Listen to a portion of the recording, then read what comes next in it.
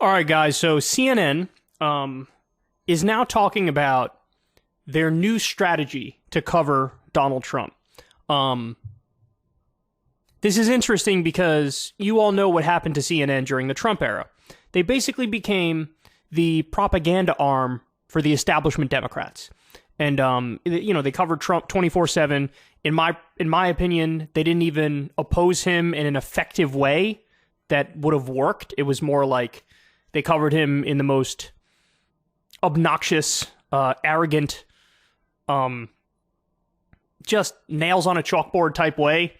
They always objected on the goofiest things and kind of left policy off on the side and never got into the specifics. But now this new guy, Chris Licht, he came in, he said, look, we're changing it. Now, it's very possible they make it worse. Why? Because, yeah, CNN was like the propaganda arm of the corporate Democrats. But now this guy, I think he wants to go back to CNN Classic. Well, what's CNN Classic? CNN Classic is both sidesism. So it's the false equivalency network. It's like, always try to be quote-unquote neutral. Well, as all you guys know, there's a big difference between neutrality and objectivity. Objectivity is, hey, tell the truth no matter what, no matter where the facts lead you. Neutrality is always pretend like it's 50-50. So you're going to have on like roughly an equal number of Republican voices, an equal number of Democratic voices. They'll represent the two wings of the establishment. It'll be the corporate Democrats and the corporate Republicans, and you won't really get any outsider takes. You certainly won't have truth as the highest value. And so that's what it looks like is going to happen moving forward. So anyway, here's this article in Mediaite. They say Chris Licht lays out CNN's new approach to covering Trump and ensuring the network doesn't fall for his, quote, noise. CNN Worldwide Chairman and CEO Chris Licht addressed the network's employees during a company-wide Q&A with anchor Allison Camerota on Tuesday. While the discussion largely focused on upcoming cuts and potential layoffs as the network tightens its belt, Licht also spoke at length and laid out his vision for how to cover a third presidential run by Donald Trump, which was put into action later in the day. They continue. At one point in the conversation, Camerota noted that the network has a responsibility to fact-check Trump, quote, when he opens his mouth. Licht agreed as Camerota then asked, when should the network decide to cover a Trump event and when should they not cover it, given that a Trump campaign inevitably sucks up a lot of the oxygen on the airwaves? Licht responded, saying the network should make those calls on a case-by-case basis. He argued that making those calls is, quote, where we have to be different than before, alluding to a criticism regularly launched at his predecessor, Jeff Zucker.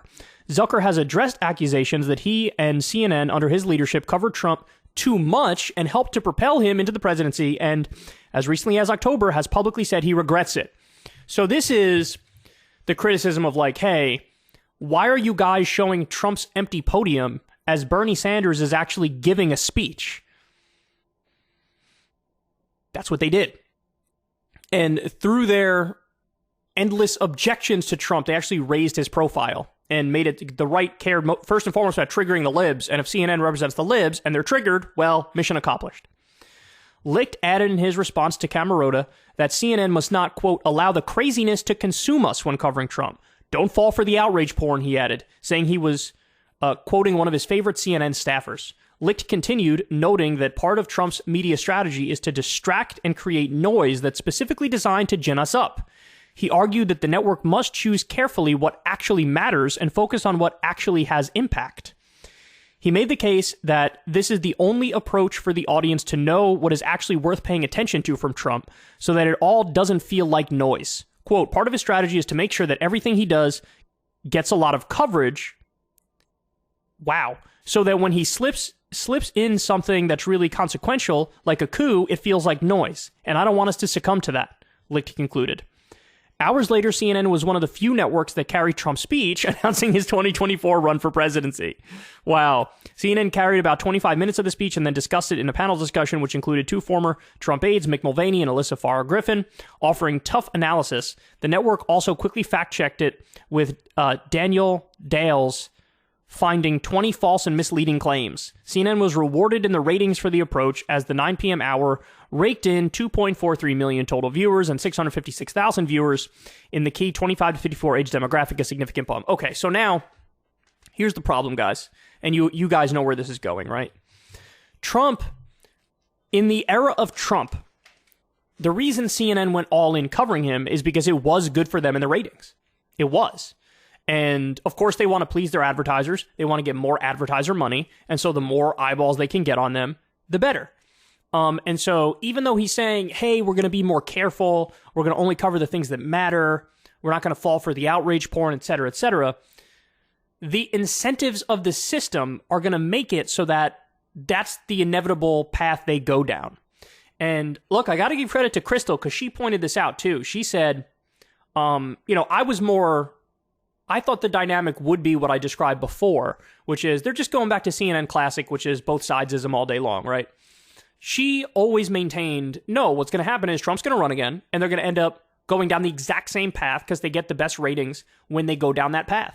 And so you're going to have like the Don Lemon style stuff, the Chris Cuomo style stuff, maybe not with Chris in particular because he's with News Nation now, maybe not even with Don, right? But you're going to have the same kind of stuff where it is the outrage porn, it is the 24/7 coverage of Trump, and they do that because they get more eyeballs when they do that, and so they're going to be right down that rabbit hole of resistance liberalism again, which then leads to this problem, guys.